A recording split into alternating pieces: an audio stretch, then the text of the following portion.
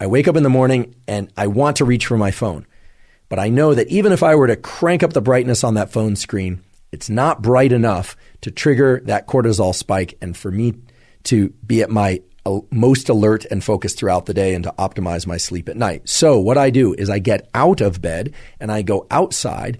And if it's a bright, clear day and the sun is low in the sky or the sun is, starting to get overhead, what we call low solar angle, then I know I'm getting outside at the right time. If there's cloud cover and I can't see the sun, I also know I'm doing a good thing because it turns out, especially on cloudy days, you want to get outside and get as much light energy or photons in your eyes.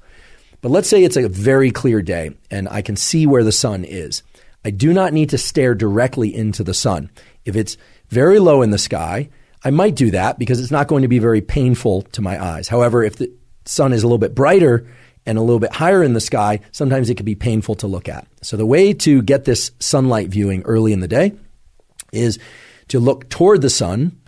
If it's too bright to look at directly, well, then don't do that. You just look toward it, but not directly at it. It's absolutely fine to blink. In fact, I encourage you to blink whenever you feel the impulse to blink. Never look at any light, sunlight or otherwise, that's so bright that it's painful to look at because you can damage your eyes. But for this morning sunlight viewing, it's best to not wear sunglasses. That's right, to not wear sunglasses, at least for this morning sunlight viewing.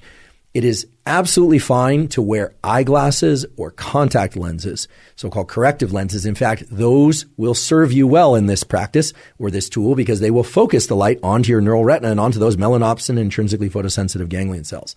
If your eyeglasses or contact lenses have UV protection, that's okay. There's so many different wavelengths of light coming from the sun, and they are bright enough that they will trigger the mechanisms that you want triggered at this early time of day.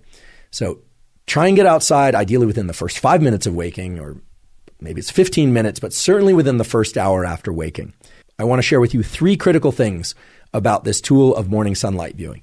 First of all, this is not some woo biology thing.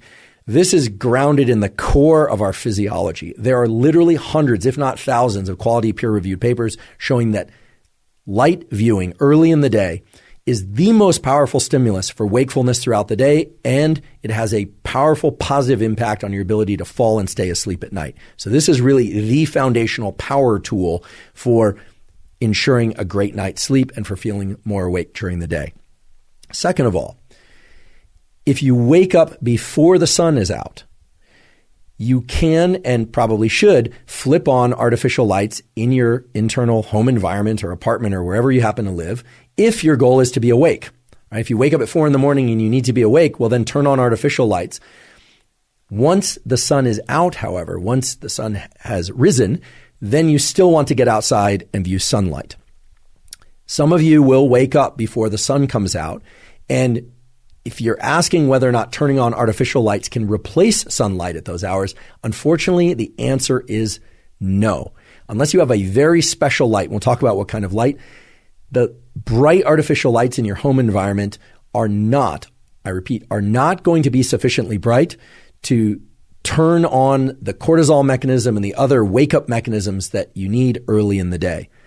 The diabolical twist, however, is that those lights in your home or apartment or even on your phone are bright enough to disrupt your sleep if you look at them too late at night or in the middle of the night.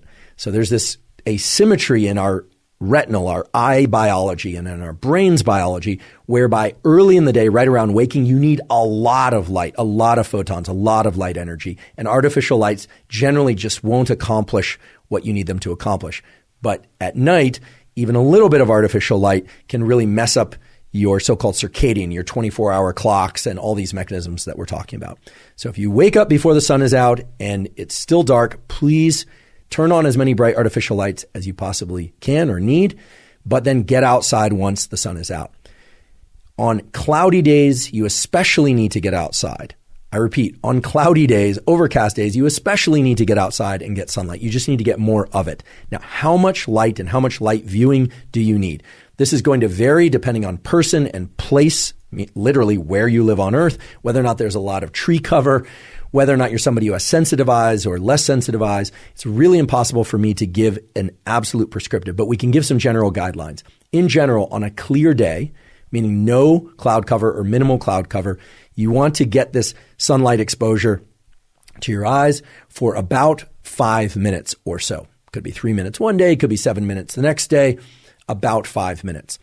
On a day where there's cloud cover, so the sun is just peeking through the clouds or it's more dense cloud cover, you want to get about 10 minutes of sunlight exposure to your eyes early in the day. And on days that are really densely overcast or maybe even are rainy, you're going to want to get as much as 20 or 30 minutes of sunlight exposure.